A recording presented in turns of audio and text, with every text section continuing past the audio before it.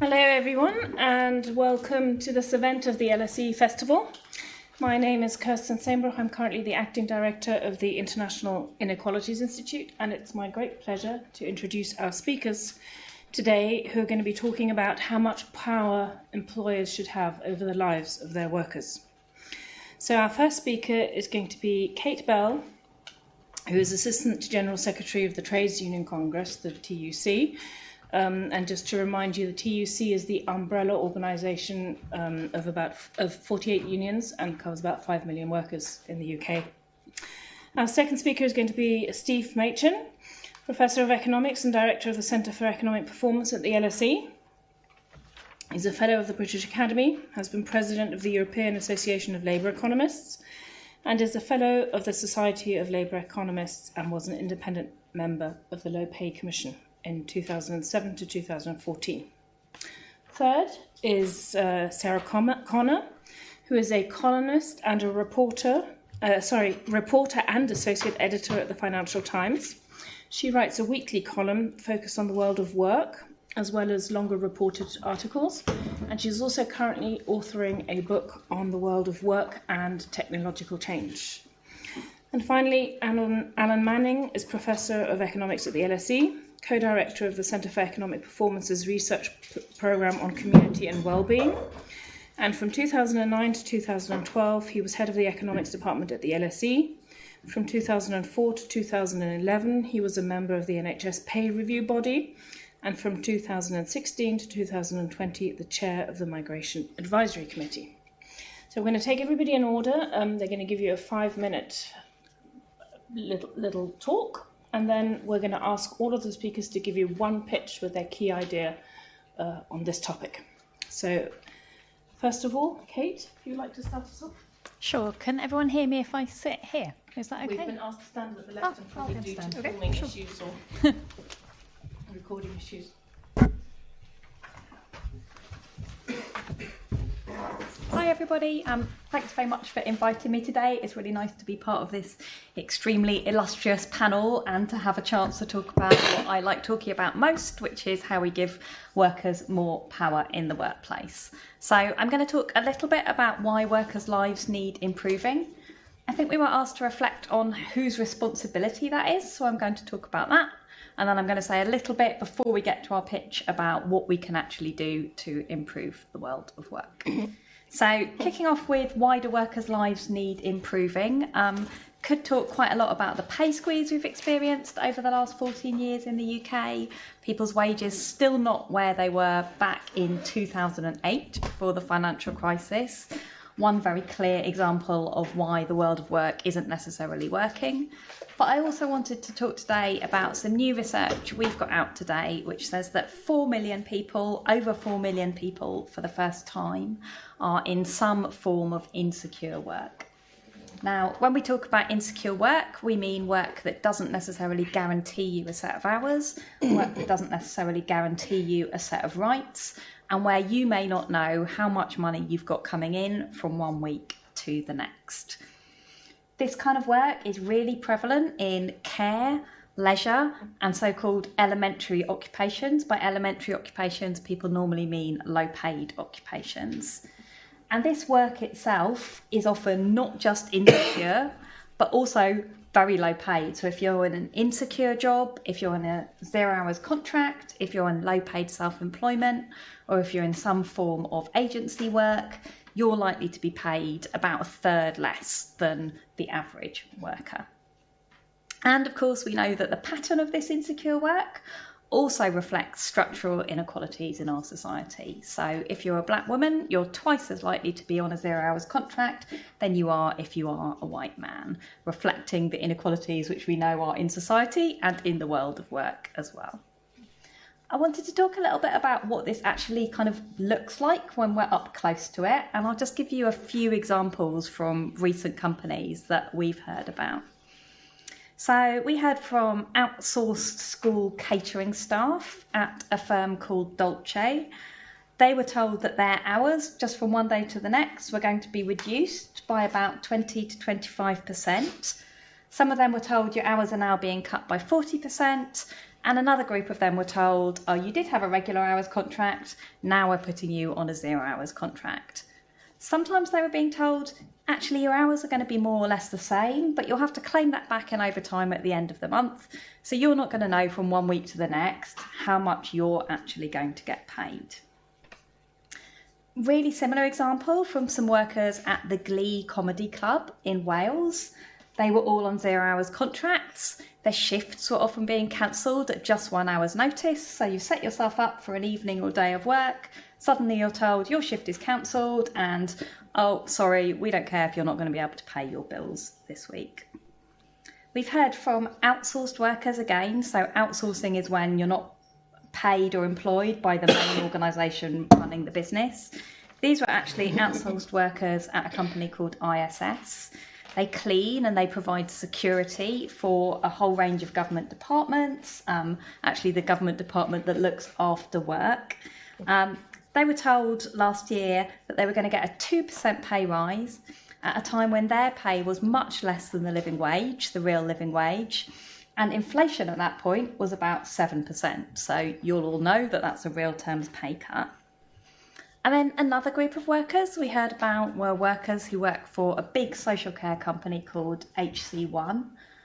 They're workers who are social care workers, a very skilled job, caring for often elderly people, sometimes people with disabilities. And they were being told you can't be paid sick pay until you've been off work for 3 days in a row. That's the statutory rights, but you can see for those workers, social care workers, it's putting you in a pretty impossible situation if you fall sick.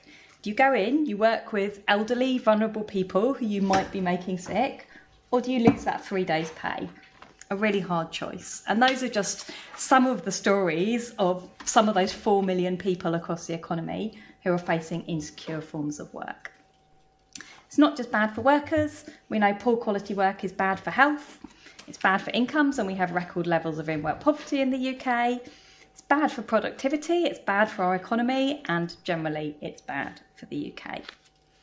So thinking quickly, and I'm recognising I must be about halfway through my 5 minutes, if not more, about who's actually responsible for this.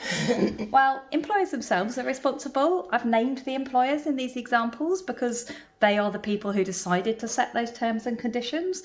That was a choice for many of them. ISS, for example, were paying their top bosses £1 million in bonuses at the point they decided to offer that 2%. But those employers are making them those choices in a context where employment rights have really not gone anywhere in the UK for the last decade. We've seen some rolling backwards of employment rights. They've made it so that the time you can take when you can actually take your employer to court for abusing your rights has been doubled. So a long period when you first start a job where you basically have no legal recourse.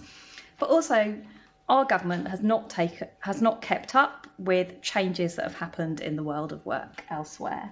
So to just give you some kind of international examples, across the European Union, they've legislated on predictable working conditions. They've legislated to promote collective bargaining, which I'll talk about a bit more in a minute. They've legislated to give new rights to platform workers, and they've legislated in the context of artificial intelligence and work, which I haven't touched on here, but I'm sure we can talk about in questions. Spain has gone further. Ireland has introduced a right to disconnect. In the UK, we've had a bit of movement in the national living wage, but not much else.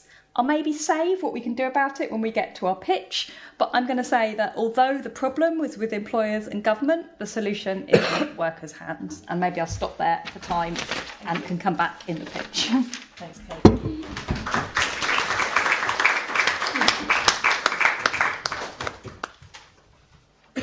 Too fast.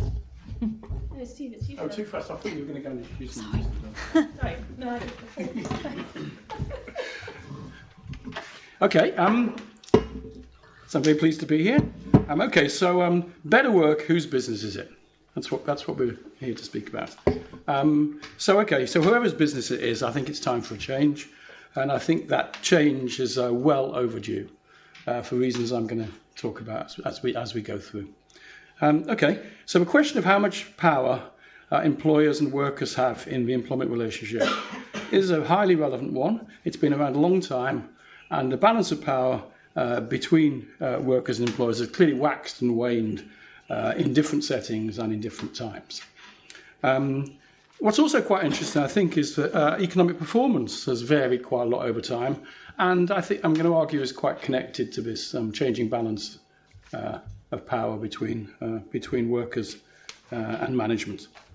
Okay, so in the UK of the recent past, employer power has risen very considerably. If you go to, maybe in the kind of labour economics courses myself and Alan teach here, if you go back to what we might have thought about the way in which wages are set, wages and employment are set, 40 or 50 years ago, the typical workers' wages and job conditions were determined by collective bargaining between management and unions. If we think about what goes on now, the typical workers' wages is set by management unilaterally setting pay and work conditions, typically in non-union environments. So the shift over the last 40, 50 years has been very dramatic. It's had significant implications for employees' livelihoods. So if you look at some of the metrics we have that we talk about to try and measure the extent of power that workers and managers have in terms of the employment relationship, we have several of them. We have quite a lot of metrics about how well workers do, for example, in terms of their work rewards, and they all show significant and negative change over this time period. So let's just talk about a couple of them. So the union-non-union wage differential, that's the markup on wages that you get from being a union member, or perhaps from having your pay set by collective bargaining, which in this country are typically the same, not quite. Some people have their pay set by collective bargaining, not being a union member. So that union non-union wage differential is still positive. You still get a positive wage premium for being in a union, but it's around half of what it was in the past. It's shrunk considerably over time. If you couple that with the fact that far fewer people, and I mean far fewer people are in a union now than they were 40, 50 years ago. The current 2023 numbers, 22% of people are in a union. Members of a union. If you go back to 1980, it was well over 50%.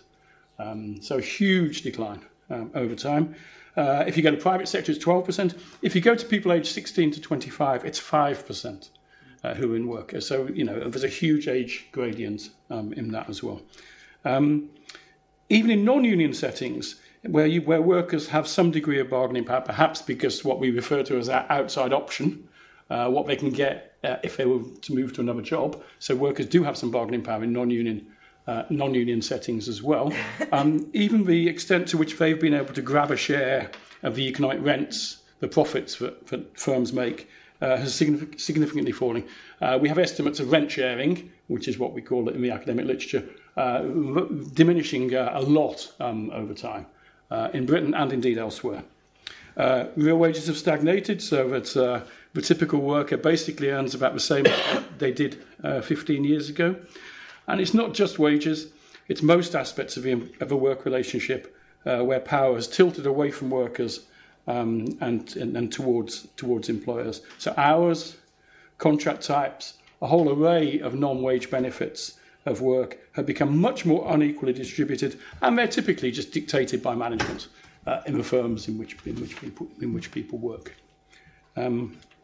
So I think it's quite important to notice that as we've had this big shift in relative bargaining power, at the same time we've seen significant economic stagnation of the economy through real wages not growing, through productivity flatlining since the global financial crisis, from reduced social mobility, and a number of other negative associated consequences. I mean, among these, there's been increases in child poverty, there's been falling absolute intergenerational mobility.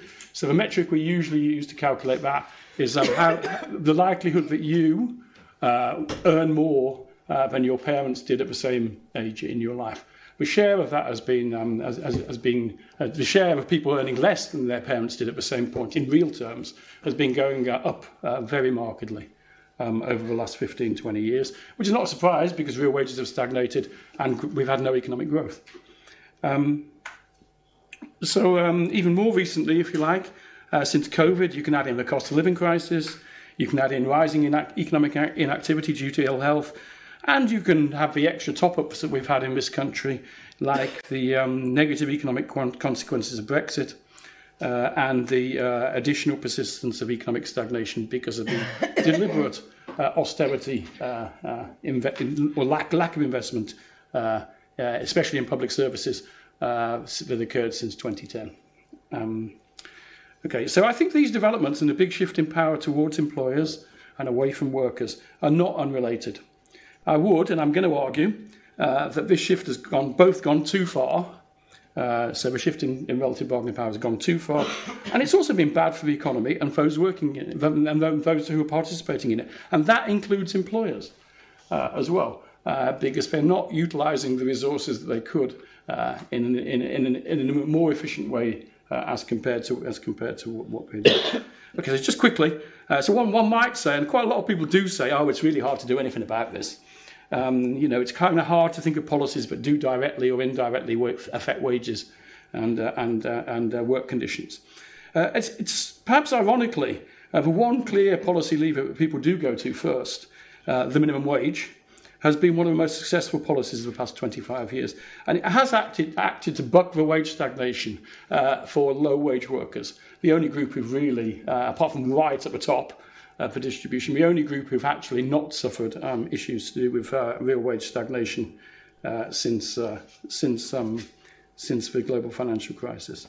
The other thing that's done, raising up the wages of low wage workers, directly because of the minimum wage, as it's very strongly reduced inequality in the bottom half of the wage distribution. Okay, so finally, looking back, so people would say, well, in response to it's all so difficult to do things, because government policy has affected wages and employment over the years. If you again take a historical perspective to think about when shifts in the power balance between workers and management have occurred, and whether that has affected wage and job outcomes, you can find many of them. You can go back to the anti-union legislation that Margaret Thatcher introduced. That significantly affected wages, and in the longer run, I've said the non-union wage differential has fallen, and of course that's probably a consequence of that as well. There's other cases. There's Brexit, where we know that that's had negative consequences for real wages, austerity in the public sector, various other things. So policy can matter, and it has actually affected workers' outcomes both positively and negatively in the past. In those years, as I said before, when the balance of power has waxed and waned between workers and management. And there's no reason at all why policy can't change things in future as well. So I'll have to hold on my pitch when we get there.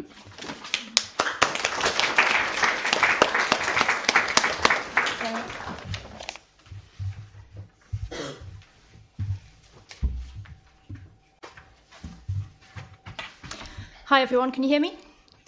Great, thanks for asking me to be here. I thought I would talk about employers' power over our time. I feel like this is a sort of underappreciated but really interesting and important sort of shift that we've seen over the past kind of 3 or 4 decades.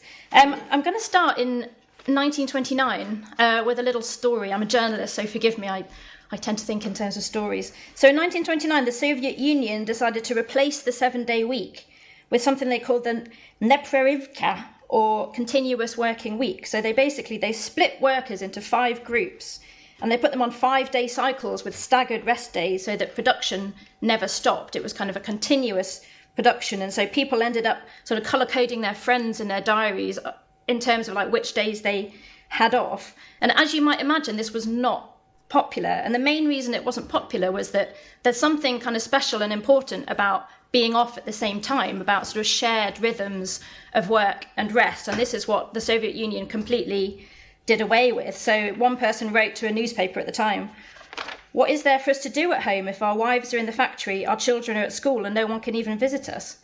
Now, why am I telling you about something that happened in the Soviet Union in 1929? It's because I think we are ourselves kind of gradually sleepwalking back towards something like a continuous working week. The kind of the rhythm of 5 days of work, Monday through Friday, and then a shared weekend in which none of us are working has been has been breaking down quite a lot. So, a few statistics now on any given weekend day, 20% of UK people will be at work.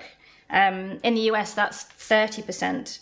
Meanwhile, kind of night shift working has also gone up, and that's happened alongside a sort of erosion of the sort of premiums that you used to get for having to do that kind of work. So it used to be you'd get time and a half or double time for working on a Saturday or a Sunday. Over the last particularly 10 years, I think it's actually related to the rising minimum wage. Employers have sort of realised they need to sort of save costs where they can. And so a lot of those premiums have gone, and one day is sort of the same as the next. So what does it look like that we're kind of losing our shared rhythms? One group of people for whom this is a real problem that Kate's already talked about is 0 hours contract workers. Often people think about the problem of that in terms of you don't know what your income is going to be from 1 month to the next, which is obviously a massive problem. But you also don't know what your schedule is going to be. You don't know when you're going to be free or when you're not going to be free. How do you plan your childcare? How do you plan to meet your friends if you're always sort of on call? I've interviewed workers in factories who will come home from a night shift and then not be able to go to sleep at 9 a.m. in the morning because they have to wait for a text message from the agency to tell them whether they've got a shift the next night or not. And if they fall asleep and miss it, then they've got no work the next night. And if they miss a text message, then they might just not be offered work for a week. And so this completely colonizes your time. Even when you're not working, you're sort of trying to be available for work, and that really changes the quality of your time away from work. Similarly, or not similarly, different, but also important, in a lot of particularly sort of manufacturing, production, warehousing, distribution jobs, you might see shifts, that are 4 on, 4 off. And, you don't have to be great at maths to know that, an 8-day pattern on a 7-day week means that your days off are changing all the time. So again, you're not going to have any shared pattern with the other people in your lives. And then finally, you have the sort of the white collar workers, obviously sort of lowest down in terms of the sympathy level. But I think, even we have found that, with the growth of email in particular, the quality of leisure has sort of changed, right? It's all sort of, leisure has become a bit leaky. You never know quite, you might be at work and you're kind of looking at something on your phone that's not work. Are you working or you're not working? Alternatively, you might be at home watching TV with your partner, but you're also checking your work emails. And I think there's a sort of general sense among a lot of people that these sort of boundaries between when we're working and when we're not, and when our employers have power over our time and when they have no power over our time, when we can build a boundary and say, this time belongs to me and not to you, I think that boundary has become eroded. And my solution for what to do about it will be in my 1-minute pitch.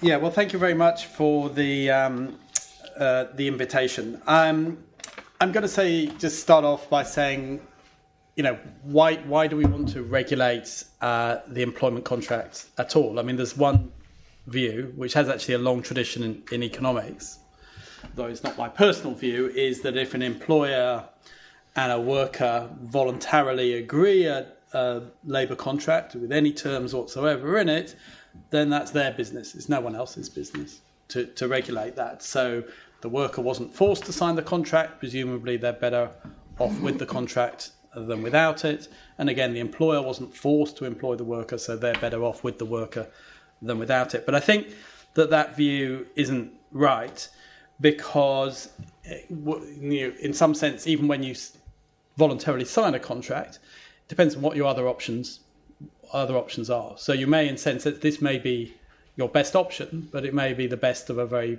bad set of options.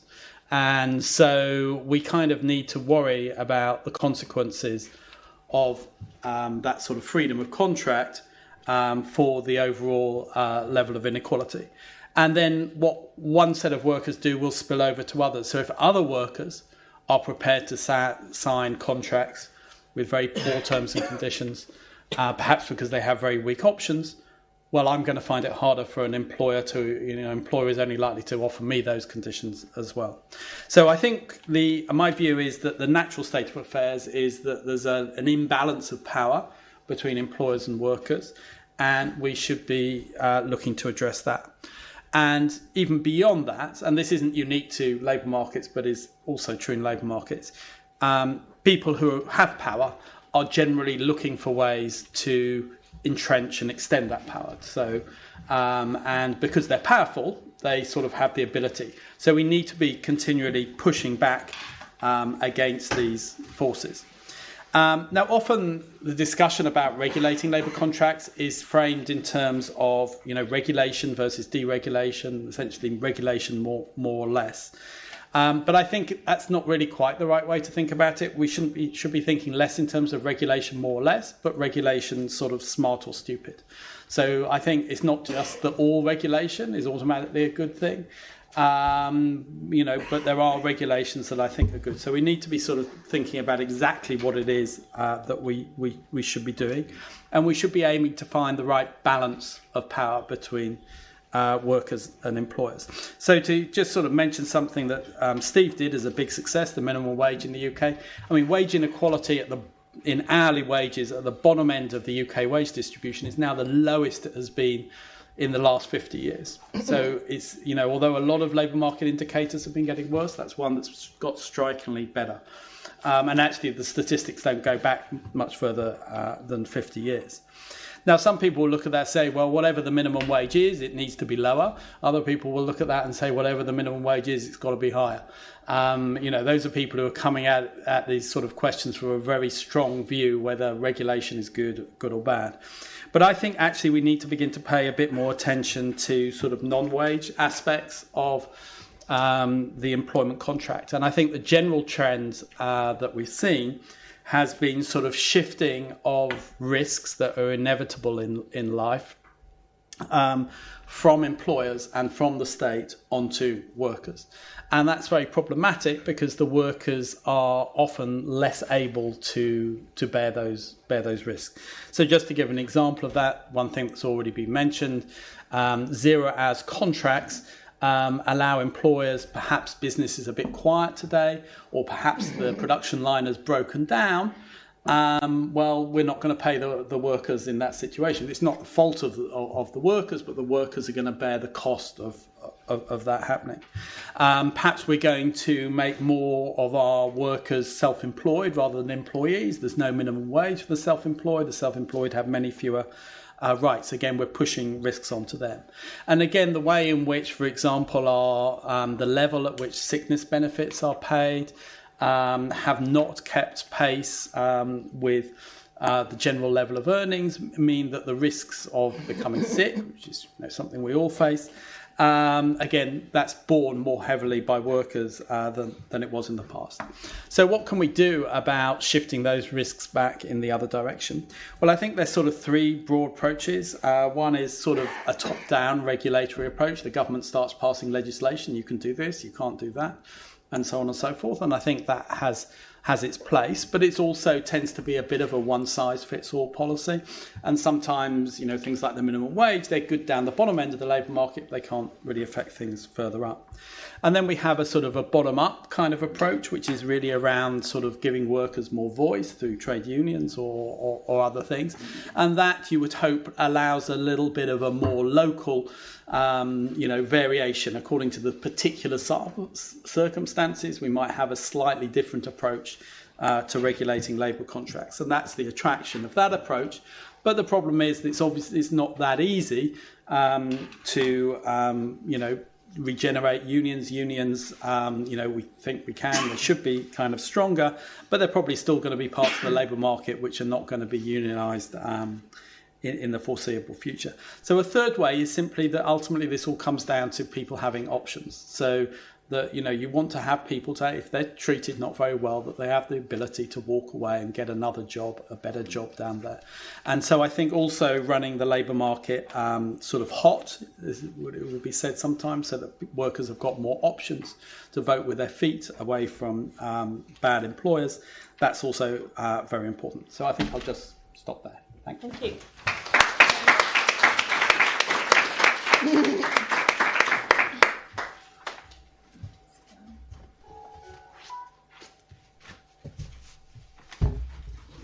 Right, so now for your respective pitches. Kate, would you like to Do you want me to start? start? No, actually, I think Okay. it's just for 1 minute. Stay here. So I'm just going to pick, before I do my pitch, I'm going to say, in the real world, we don't have to pick one option to improve the world of work. Probably we can have all of these options. But here goes. As Alan predicted, I am going to pitch giving workers greater power. And the one change I'm going to pitch is allowing trade unions to go into workplaces and tell people about the benefits of joining a trade union, which you might not know they are not allowed to do at the moment. So ultimately, I think poor working conditions reflect an imbalance of power between workers and their employers. One worker will always need their job more than the boss needs them, but a whole workforce, they have power against the boss. If they all walk out together, that's an impact for the boss. That's the insight between collective bargaining and trade unions. We think many people more would benefit from that insight. At the moment, it's about 23% of workers. But trade unions cannot go into workplaces that don't want to have them to tell you, would you like to join a trade union? This is what we can do for you. Key example of this at the moment is Amazon. You might know that Amazon workers have been on strike. They're trying to get union recognition in one workplace in Coventry, but they have to stand miles away from the gates of that workplace because the employer is doing everything it can to keep them out. We know that unions deliver. All those examples I gave you at the beginning are actually examples where unions took collective action and they turned those problems around and won new rights. We think more people would benefit from that, and the ask is to let unions go and tell people this is what a union can do for you. You can work with your employers and you can win better conditions at work. Great, thank you. Steve, you next. Okay, so there's a little bit of overlap here. Of course, I feel like I need my pitch to be based on some good research evidence and not just dreaming something up. So there's two pieces of research evidence I think are relevant to what I want to say. There's a very good field experiment that was done actually in the US about people in alternative work arrangements, which we've sort of been speaking about. And what they really don't like is when employers have total discretion over setting their work hours and their work schedule and so on as well. And they actually would be willing to be paid less to avoid that full employer discretion. The other thing is the evidence out there, but if unions are available, that people are asked, if there was a union available at your workplace, would you consider joining it? And there's actually quite a lot of people who say that they would, but there isn't a union available at their workplace, which we kind of call in the literature frustrated demand for union membership. So I guess like some of the speakers have mentioned so far, my pitch is going to be it's going to be based on both those pieces of evidence, I think, and it's about employment contracts and about the power balance that they contain. So of course you don't want to, as Alan quite rightly pointed out, you do not want to restrict management autonomy such that things could become bad for workplace productivity through undue kind of regulation. But at the same time, it seems very clear that the power balance is really tipped too far, as that evidence seems to suggest, when contracts force workers to work at times that they would otherwise not want to, and particularly when it isn't good for them for their work for reasons outside the workplace because of their work-life balance and their family and community livelihoods. And it seems like that should be stopped.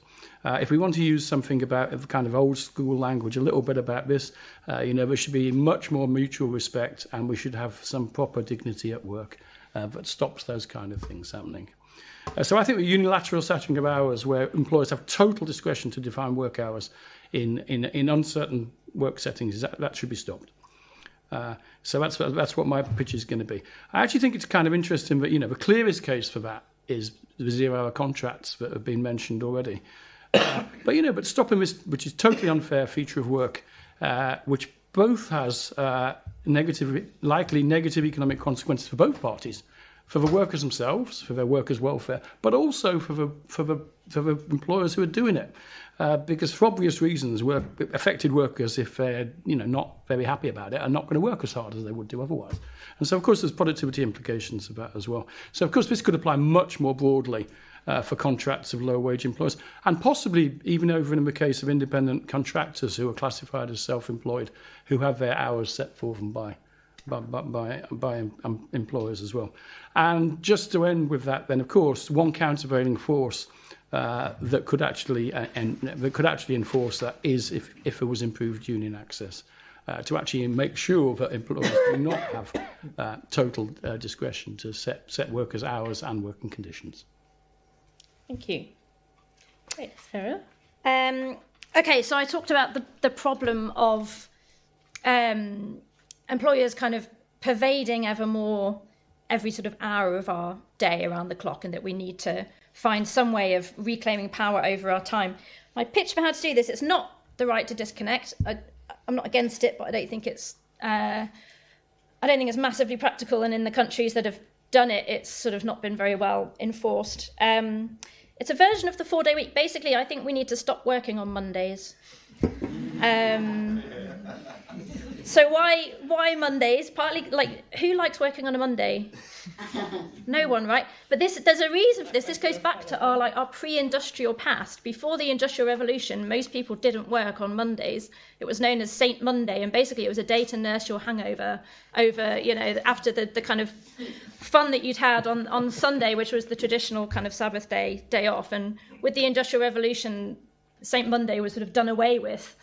People had to get into their mills and their factories on Monday, and then eventually, the unions helped to create a weekend with the Saturday. But I think our weekends now have become a bit sort of corrupted by all this stuff that we're doing, including work. But let's create a new secular Sabbath on Monday.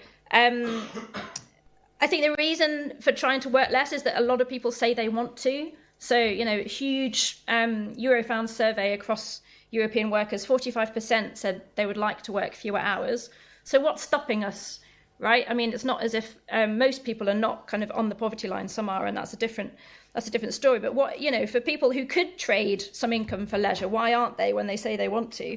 One problem is, keeping up with the Joneses. And I don't mean that in a kind of, I want a car as nice as your car. But if everyone else is working a 5-day week and you want to work a 4-day week, the price of everything is going to go up. They can afford to spend more on housing than you. And therefore, you kind of end up needing to work the same patterns as everyone else just to sort of keep up with the cost of things.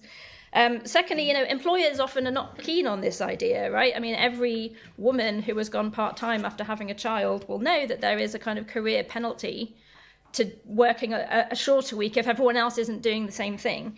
So this is why I think there's a collective action problem here. We'd all like to work less, but no one is able to really do it on their own. So let's all do it together and stop working on Mondays.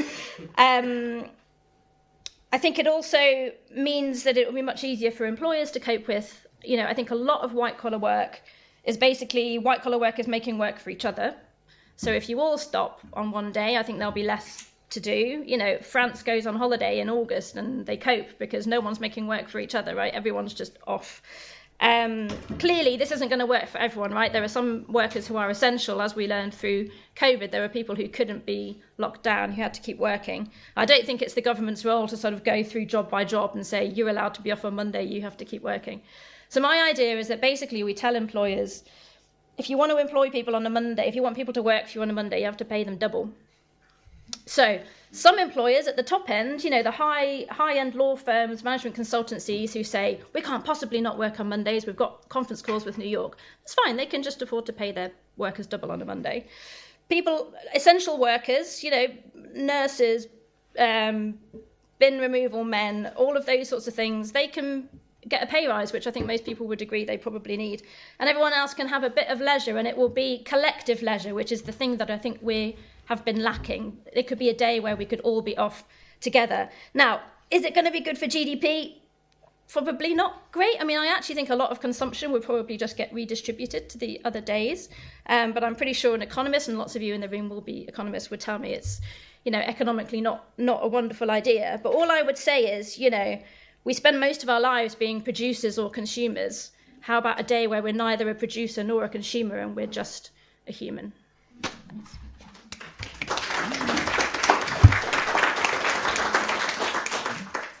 Alan, I fear what I'm going to say is what sort of Steve said, but he said quite a lot. I'm not sure there was that much left over. So if you have an employment contract at the moment, that employment contract or the statement of terms and conditions has to say how much you're going to be paid, what your hourly wage is, and it has to say something about hours, but it might, offer no guarantee of any particular hours, as in a 0 hours contract. And my idea is that those contracts basically need to say very explicitly what is the minimum guaranteed earnings that you will get in this job. So one of the problems at the moment, you read this contract, it tells you what your hourly pay is going to be, but you don't know how many hours you're going to get until you actually do the job, and then it might vary and so on. But actually, it's not just the hourly wage that people get that's important for them, it's how much income they're actually going to get. Often that's more important to them. Now, why have minimum guaranteed earnings? Some other people say, well, you should have minimum guaranteed hours.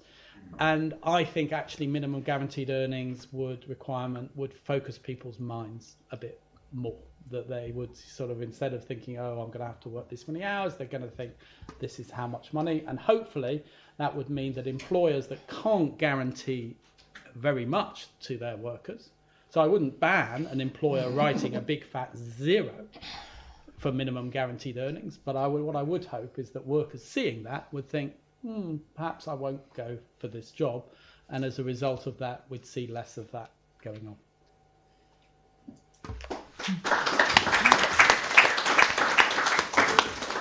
I'm tempted to ask whether you're thinking more like the German €400 minimum jobs, or whether you're thinking more along the lines of £1,000 minimum earnings, that sort of thing. I would start with allowing a 0. I mean, if we're going to start, I would start with allowing essentially a 0 hours contract. So an employer could write a 0. But what I'd hope is they'd be a bit embarrassed. They'd begin to think a bit twice about putting a 0 in there. And so that might make them think of having a number bigger than 0. Great. So lots of ideas there, and I think, as Kate said at the beginning, it's really important to consider that they're not mutually exclusive, but probably complementary. So with that, we'll go over to the Q&A. Martin, you're looking at questions online. If you've got one, then why don't we start with that, and then people in the room have time to think. Okay, so online we've got Nicholas Velasco, a student from Chile, and they're asking about what the cause of the imbalance in bargaining power in the workplace is, whether that's due to decline in union membership or an increase in the power of industry. Who'd like to take that on, Kate? Do you want? Yeah, lots of reasons. It is partly because of the decline of union membership, and some of that is the responsibility of unions, and some of that is the responsibility of a large amount of legal changes which were put in place in order to make it more difficult for unions to organise and recruit members. So kind of dual responsibility. Changes, I feel a bit anxious on this panel now trying to talk about changes in the nature of work and business structures that have happened over the past 30 years. Outsourcing of workers, both on a UK basis where companies have been fragmented, and one of the reasons for fragmenting companies was in order to reduce workers' bargaining power, because you'd have workers, for example, cleaning staff, often low paid, separated from being able to bargain with higher paid consultants, for example. So deliberate changes in business practices. Some of that outsourcing was to countries in lower income parts of the world. Some of it was in the UK. But as I think Alan or Steve said, a deliberate, in my view, set of changes which shifted risk away from a company onto an employee and reduced their power at the same time. Yeah, it sounds natural to think it's with changes in industry composition and stuff. So, that unions used to be in manufacturing jobs in the north, manual workers, etc. And so when the new industries that are coming along are non-union, that's actually not the explanation for union decline. The explanation for union decline is failure to be able to organise in new establishments that were set up. And so it is true that many of those establishments are in those sectors, but it's not the sectors that's the thing. So if the question is about whether it's the first one or the second one, it's more likely to be the first one. That's really shifted the balance of power, I think. Great. Anyone else want to pitch in on that? No? Question from the room. In the striped red and white shirt over there. I think what I'll try and do is I'll gather some questions and then we can answer them all together in the interest of time. Hi, my name is Polina. I'm a master's student here in international development, and I'm just curious about your opinion on platform economy and gig work, because it's a completely different type of contract. And on one hand, it's empowering in sense of independence and flexibility in when you work and how you work and what you do, but at the same time, it can exacerbate inequality and precarity. And is it actually empowering for the worker? Great. And just in the row before you had a question? I have the same question. Oh, same question. Okay. Another question? Yes. Black shirt, and then sorry. Okay, later. Hi, I'm Preeti. I'm an alumni here. I work in the technology sector now, and I've spent a decade working in the tech sector, and there's lots of layoffs coming in the sector at the moment. But you see how much power companies have in going around legislation that the UK has. There are settlements, and if you want to challenge your settlement, it's impossible. Like, we don't have anything in the UK to support you taking on this multi-billion-dollar company. You have technology companies that are putting workers on contracts instead of employing them full-time. I mean, they just use so many ways to get around our legislation, and it seems like there's no appetite in the UK. I haven't heard anyone talking about improving legislation. It seems like this country desperately needs to improve its legislation. What can we do about that? Okay, great. And then just here in the second row, please. Yeah, hi, I'm Sophia. Just wait for 1 second for the microphone, please. We'll take those 3 questions, and then I'll take another round of questions. Hello, I'm Sophia. I'm the public audience. Just the pitch is very interesting. The 4-day week. Yeah, actually, I'm a member of the one debate club, London 104 debaters, and once we had a debate topic about the 4-day week. There are some of the companies have already implemented the 4-day week, but as a trial project. And for employees, people are very happy with that, as long as there is the pay reduction, any the benefits reduction.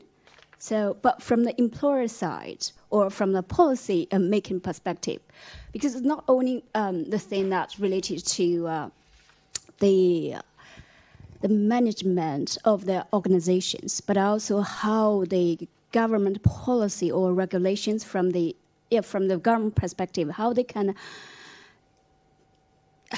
monitor or regulate the organizations, those are kind of in the system for the contract employees. But how about the workers who are out of this system? Okay, thank you. Thank you. Okay, who would like to start? Shall I start on that 4-day week one? So yeah, as you say, there have been some trials here in the UK, and there's another one starting in Germany now. I think they've been mostly positive. I mean, they're small at the minute, and so I think you can't sort of read too much into them. But yeah, I mean, it seems as if employees sort of mostly like them, and I think that some of the problems that employers have reported with them would be resolved if there was a collective decision on which was the day that people were having off, because then you're not always having to kind of have people scheduled each and every day that to cover when your clients or your customers might need to call you. In terms of the sort of enforcement and and that sort of thing, I think that's why I think it's better just to. I don't think you really want the government to get into being too prescriptive on who should be off and who shouldn't, which is why I think it's better just to say, look, there's a higher price to pay if you want people to work on this day, and then you can sort of let the market flow from there. I mean, labour market enforcement is something we've not really talked about, and it also goes to your point. I mean, the UK is just terrible at enforcing its laws, let alone needing more laws. Like, the laws that we have, we're dreadful at enforcing them, even basic ones like the minimum wage. There are kind of huge swathes of sectors which pay routinely well below the minimum wage, and everyone knows it, and no one seems to be able to get a handle on it. So yeah, I'm very kind of nervous of anything that puts a lot of weight on government being able to enforce any particular law. But I do think that if we were to do anything, forget all of these excellent ideas in the room, the first thing we could do would be to enforce the laws that we already have. Can I do a change in legislation one? Okay. Yes. Okay. So I think it's very interesting, that point. And I think if you look at there are many instances where legislation was radically changed, but that's when you've got to have people who've got an appetite to do that. I think many people agree with the arguments that have been made in here about the changing balance between employers and workers. But I think you've got to have somebody who's got an appetite to do that. So I think the cases where we've seen that kind of thing, you saw Margaret Thatcher in the 80s, really introduce a whole barrage of anti-union legislation. Not only that, privatisation legislation, Big Bang in the city, and so on. You saw when the Conservative Party got elected in 2010 that Michael Gove instantly, within months, pushed through his bill so that academies could be mass academisation could occur, and did. The question is whether you have politicians who have got the appetite to do that, and do we these days? I don't know. It's an open question, I think. Maybe when we see a change of government, maybe we'll see some of that. I don't know. But people have got to buy into these arguments, which should be evidence-based arguments, rather than what do I call the logic for the anti-union legislation that Thatcher introduced. Clearly, there was some issues with trade unions, but some of the stuff that was done, especially in the 1990 Employment Act, like restricting any form of secondary picketing and so on, was just incredibly strong legislation, whereas not many people actually quite understood what was going on at the time, I don't think, with that. So I think it's kind of important, but you have to have people who've got the appetite for it, who will try and think about how evidence can form policy changes, that some of which can come through legislation, some of which can come through government policy. Kate, you want to add something to that? Let me just respond to that briefly, and then I wanted to say something about in response to the platform economy question, because I don't think anyone's taken that yet. I mean, it does take legislative change. This is not a party political broadcast, but there is an election. The Labour Party have promised a pretty big set of changes. So they've said they're going to set up a single enforcement agency, which is meant to have a better attempt at enforcing our laws. They've said you'll be able to take an employment tribunal from the first day of when you're employed. And one of the reasons some firms get around those contracts, don't enforce the rights, is because they say, well, for the first 2 years you're employed, you can't sue me for unfair dismissal anyway. So that brings back to day one. That's pretty important. They said they'll overturn some of the union legislation, and they have said that they would have two forms of employment status, which would basically mean those grey areas around contracting would be much harder to exploit. So I think there is a promise. It's not everything we've ever wanted, but there's a promise of some pretty significant change there. And, we'll be pushing them to deliver it if they're elected. Just on the platform issue, possibly won't surprise you that I am not a massive fan of the platform model. I think platform companies are doing two things. They're individualising risk, so they're trying to atomise workers still further. And then secondly, they're taking a rent of self-employment. So often these are taxi drivers, care workers, nannies, yoga teachers, big platform employers here, people who are self-employed and are now having to pay a proportion of their earnings to the platform company in order to access labour markets which previously they could access.